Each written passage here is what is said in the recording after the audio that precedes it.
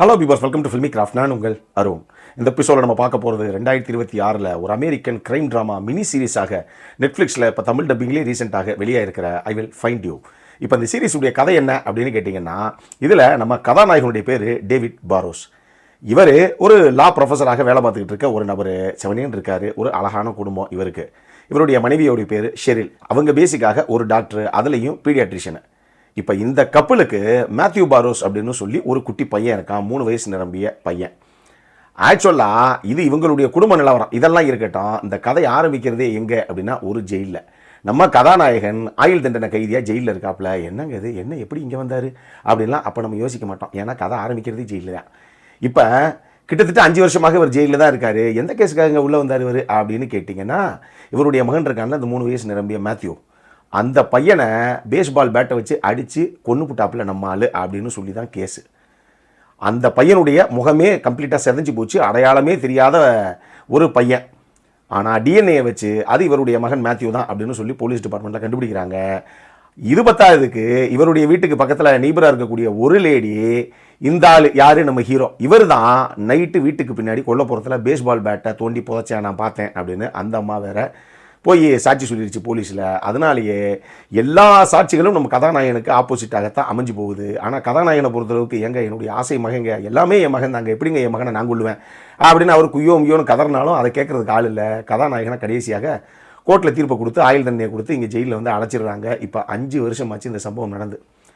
தன்னுடைய ஒரே மகனை தன்னுடைய கணவனே இப்படி அடித்து கொண்டு விட்டான் அப்படின்னு கடைசி அதை ப்ரூவ் ஆயிடுச்சு. எல்லாமே நான் ஜெயிலுக்கு போயிட்டானே அவன் அப்படின்னு சொல்லி இவருடைய மனைவியான ஷெரில் இருக்காங்க இல்லையா, அவங்களும் இன்னொரு கல்யாணத்தை பண்ணிட்டு செட்டில் ஆகிட்டாங்க. இப்போ அவங்க கர்ப்பமாக இருக்கிறாங்க.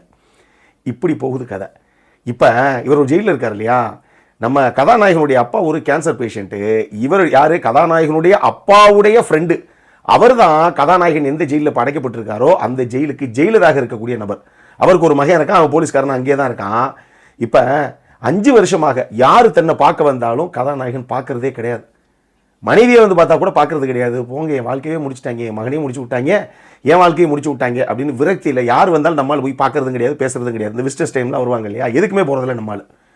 இப்படி இருக்கக்கூடிய ஒரு தருணத்தில் திடீர்னு ஒரு போலீஸ்காரர் நம்ம கதாநாயகன் செல்லுக்கு வந்து சொல்கிறாப்புல, இங்கே வரப்பா, உன் மச்சினிச்சி வந்திருக்கு உன்னை பார்க்குறதுக்கு. அப்போ தான் நமக்கு தெரியுது இவருடைய மனைவி இருக்காங்கல்ல ஷெரில், அவங்களுக்கு ஒரு தங்கச்சி இருக்குது ரேச்சல் அப்படின்னு.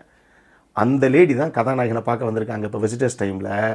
மச்சினிச்சியை பார்க்காம இருக்க முடியுமா என்ன, சரி போய் பார்ப்போம் அப்படின்னு நம்ம ஆள் பார்க்குறாப்புல. பார்க்கும்போது அவங்க ஒரு ஃபோட்டோவை காட்டுறாங்க கதாநாயகன்கிட்ட. கொஞ்சம் அந்த ஃபோட்டோவை பாருங்கள் அப்படிங்கிறாங்க. இவருக்கு நான் தான் சொன்னேன், இவருக்கு வாழ்றதுலேயே விருப்பம் இல்லை, போங்கடா அப்படிங்கிற மாதிரி உட்காந்துருக்காரு. தயவு செஞ்சு இந்த ஃபோட்டோவை கொஞ்சம் நல்லா பாருங்கள், இது என் ஃப்ரெண்டு அவள் போஸ்ட்டு போட்டது.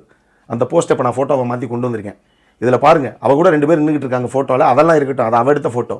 பேக் ட்ராப்பில் பின்னாடி பாருங்கள், உங்கள் மகன் மேத்யூ, அந்த பையன் பின்னாடி நிற்கிறான். யாரோ ஒருத்தர் அந்த பையனை கூட்டு போய்கிட்டு இருக்காங்க. கொஞ்சம் கவனிச்சிங்களா நீங்கள்? இந்த பையன் இறந்துட்டான்னு சொல்லி தானே, இந்த பையனை கொலை பண்ணிட்டாங்கன்னு சொல்லி தானே உங்களை ஜெயிலுக்குள்ளே வச்சுருக்காங்க இப்போ. ஆனால் அந்த பையன் வெளியே இருக்கான். என்னால் அதை நம்பவே முடியல. இது சத்தியமாக மாஃபிங் வேலையெல்லாம் கிடையாது அப்படின்னு சொல்ல போக, அப்போ கதாநாயகனுக்கு புதுசாக ஒரு நம்பிக்கை பிறக்குது.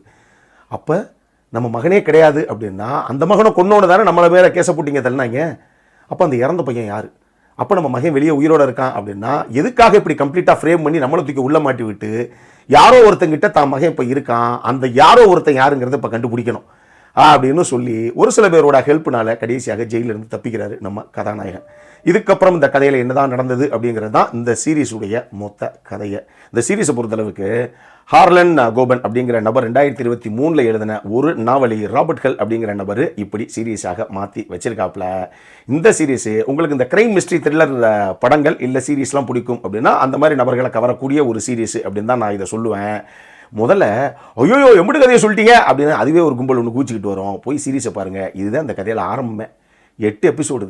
சும்மா முதல்ல ஒரு ஆரம்பத்தில் 10-15 நிமிஷத்துக்குள்ளேயே அந்த மொத்த கதையை அவங்க சொல்லிடுவாங்க.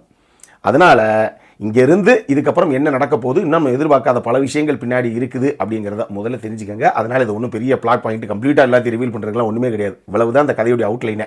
இதுக்கப்புறம் இன்னும் நீங்கள் எதிர்பார்க்காத பல விஷயங்கள் உள்ளே இருக்குது. அதை போய் பார்க்கணும் அப்படின்னா பாருங்கள். இந்த சீரீஸை பொறுத்தளவுக்கு இது 8 எபிசோடு கொண்ட ஒரு மினி சீரீஸு. ஒரு எபிசோடும் ஒரு 35 நிமிஷத்துலேருந்து 47 நிமிஷம் வரைக்கும் ஓடக்கூடிய எபிசோட்ஸு. ஓவராலாக 8 எபிசோடும் பார்த்து முடிக்கிறதுக்கு 5.5 மணி நேரம் உங்களுக்கு பிடிக்கும்.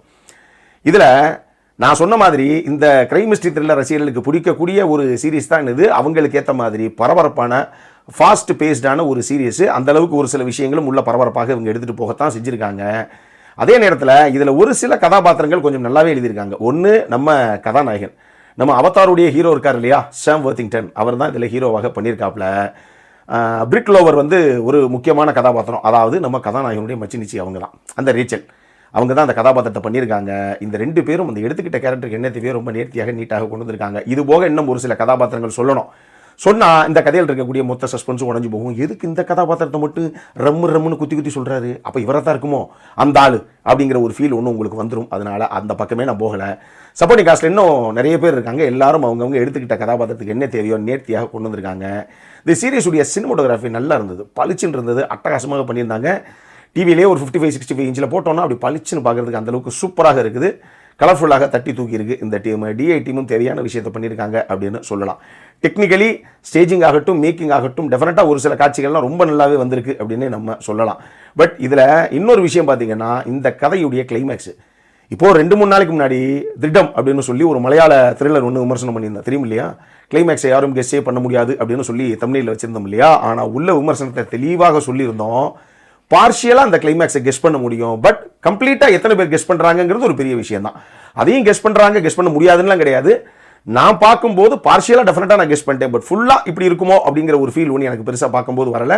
ஸோ எனக்கு கொஞ்சம் சர்ப்ரைஸான ஒரு படமாக இருந்தது, மொத்த கிளைமேக்ஸாக நம்ம கெஸ் பண்ணலை அப்படிங்கிற விதத்தில். அதனால தான் அப்படி நம்ம அதை சொல்லியிருந்தோம். ஆனால் அதே விஷயத்தை தான் இந்த சீரீஸுக்கும் நான் சொல்லுவேன். இந்த கிளைமேக்ஸு கெஸ் பண்ண முடியாத கிளைமேக்ஸ் எல்லாம் கிடையாது. ஏன்னா இப்போ ரொம்ப ரீசெண்டாக சோஷியல் மீடியாவில் ஏங்க ஐ வில் ஃபைண்ட் யூ பார்த்தீங்களா, என்ன மாதிரி கிளைமேக்ஸ் ட்விஸ்ட்டை வச்சு வேறு மாதிரி பண்ணிவிட்டான் பாருங்க அப்படிங்கிற மாதிரி பயங்கரமாக பேசிகிட்டு இருந்தாங்க. அப்படியெல்லாம் கிடையாது. இந்த கிளைமேக்ஸை பார்ஷியலாக நம்மளால் கெஸ் பண்ண முடியும். ஆனால் மொத்தமாக கெஸ் பண்ணுறீங்களா அப்படிங்கிற ஒரு விஷயம் இருக்கு இல்லையா, அது நீங்கள் பாருங்கள். பார்த்துட்டு அதுக்கப்புறம் இல்லைங்க நான் மொத்தமாகவே கெஸ் பண்ணிட்டேன், எல்லா விஷயமும் எனக்கு தெரியும் அப்படின்னா அதை வேணால் நீங்கள் கமெண்ட் செக்ஷனில் விடுங்க. எனக்கு இதை பொறுத்தளவுக்குமே பார்ஷியலாக டெஃபினட்டாக நம்ம கெஸ் பண்ணிடுறோம், அதில் சந்தேகமே வேண்டாம். பட் ஃபுல்லாக கரெக்டாக யார் என்ன ஏதுங்கிறத கன்க்ளூட் பண்ணுவோமா அப்படிங்கிறது எனக்கு ஒரு சின்ன சந்தேகமாக தான் இருந்தது. உங்களுக்கு எப்படி இருந்தது அப்படிங்கிறத உள்ள விடுங்க. இதில் என்ன பிரச்சனை அப்படின்னு கேட்டிங்கன்னா, 8 எபிசோடு ஓடுது இல்லையா, எனக்கு இன்பிட்வீனில் கொஞ்சம் விக்ஸ் மாதிரி சுற்றி வந்துட்டாங்களோ, எல்லாம் கரெக்டு தாங்க. அதாவது ரிப்பீட்டேட்டிவ் ஷாட்ஸ் எதுவுமே கிடையாது, தொய்வாக போகுது அப்படின்னு நம்ம சொல்ல முடியல. இருந்தாலும் எங்க என்னதான் ஃபாஸ்ட்டாக போனால் கூட ஒரே இடத்துல தான் திருப்பி போகுது அப்படிங்கிற ஒரு ஃபீல் ஒன்று நமக்கு இன்பிட்வீனில் வரத்தான் செய்யுது. அதனால ஒரு 1.5 எபிசோட்லேருந்து 2 எபிசோடு கொஞ்சம் கிறிஸ்பாக ஏதாவது பண்ணியிருக்கலாமோ அப்படிங்கிற மாதிரியே எனக்கு ஒரு ஃபீல். ஏன்னா நிறைய எழுதியிருக்காங்க, அந்த நாவலிருந்து நிறைய விஷயங்களை கம்ப்ளீட்டாக எழுதியிருக்காங்க, அது எல்லாத்தையுமே கம்ப்ளீட்டாக காட்சிகளாக கன்வெர்ட் பண்ணியிருக்காங்க. அதில் கொஞ்சம் ஸ்ட்ரெச் பண்ணிட்டாங்களோங்கிற மாதிரி ஒரு ஃபீல், எனக்கு கொஞ்சம் கிறிஸ்பாக பண்ணியிருக்கலாங்கிற ஒரு ஃபீல் ஒன்று வந்தது. இன்னொரு விஷயம், இப்போ நான் சொன்ன கிளைமேக்ஸ் தான், அது பார்ஷியலாக சில பேருக்கு கெஸ் பண்ணுற மாதிரி, நான் சொல்கிறது நிறைய பேருக்கு கெஸ் பண்ணுற மாதிரி இருக்கும். கம்ப்ளீட்டாக எத்தனை பேர் கெஸ் பண்ணுறீங்கிறத பொறுத்து தான் இந்த சீரிஸ் எந்தளவுக்கு உங்களை வந்து பெருசாக ஒரு இம்பாக்டை விடுது அப்படிங்கிற அந்த ஃபீல் உங்களுக்கு கிடைக்கும். இதை தாண்டி இதனுடைய இன்னொரு முக்கியமான மேட்டர் என்ன அப்படின்னா, இவங்க நிறைய கிரியேட்டிவ் லிபர்ட்டி, சினிமாட்டிக் லிபர்ட்டி எடுத்துகிட்டு போயிட்டாங்க. பழக்காட்சிகளில் லாஜிக்கே கிடையாது, இதை நம்ம ஒத்துக்கிட்டு தான் ஆகணும். அந்த மாதிரி தான் இதனுடைய திரைக்கதை காட்சி அமைப்புகள் உள்ள இருக்குது. இதையும் ஞாபகத்தில் வச்சுக்கோங்க. அடல் காண்டை பொறுத்தளவுக்கு எனக்கு ரொம்ப ரொம்ப பிடிச்ச விஷயமே இந்த சீரிஸை பொறுத்தளவுக்கு அடல் காண்டட் தான். கொஞ்சம் யோசிச்சு பாருங்கள், இம்மி கூட அடல் காண்டோ செக்ஷுவலான காட்சி அமைப்புகள் எதுவுமே இல்லாமல் ரீசெண்டாக ஒரு 8 எபிசோடு இருக்கக்கூடிய ஒரு அமெரிக்கன் கிரைம் சீரிஸ் எப்போ பார்த்தீங்க அப்படின்னு கொஞ்சம் யோசிச்சு பாருங்கள். அப்படிலாம் இப்போ வர்றதே கிடையாது. ஏதாவது தேவை இருக்குதோ இல்லையோ, சும்மா ஒரு குஜிலி மஸ்துவை பண்ணி விட்டுருவோம் அப்படின்னு ஏதாவது ஒரு விஷயத்தை நடுவில் அங்கங்கே வச்சு விட்டுறாங்க. இந்த சீரீஸில் அதான் பியூட்டி, எங்கேயுமே கிடையாது. தாராளமாக 6லிருந்து 60 வரை ஃபேமிலியோடு பார்க்கக்கூடிய ஒரு சீரிஸு. ஒரு சில இடங்களில் ப்ரொஃபானிட்டி இஷ்யூஸ் லைட்டாக இருக்கலாம். தமிழ் டப்பிங் நல்லாவே பண்ணியிருக்காங்க, பெருசாக விரசமான வார்த்தைகள்லாம் எதுவும் பெருசாக இல்லை. ஸோ ஃபேமிலியோட பார்த்து என்ஜாய் பண்ணக்கூடிய ஒரு கிரைம் மிஸ்ட்ரி த்ரில்லர் சீரிஸ் அப்படி நீங்கள் எடுத்துக்கலாம். அப்படி பார்க்குறதா இருந்தால் தாராளமாக நீங்கள் பார்க்கலாம். நம்மளை பொறுத்தளவுக்கு ஒரு டீசெண்டான வாட்ச் தான், ஒரு நல்ல சீரிஸ் தான். இன்னுமே அதை சூப்பராக கொண்டு வந்திருக்கலாங்கிற மாதிரி ஒரு ஃபீலை எனக்கு கொடுத்த ஒரு சீரிஸ் இது. பட் பார்க்கணும் அப்படின்னா டெஃபினட்டாக பார்க்கலாம், அந்த மாதிரி ஒரு சீரிஸ் தான் இது.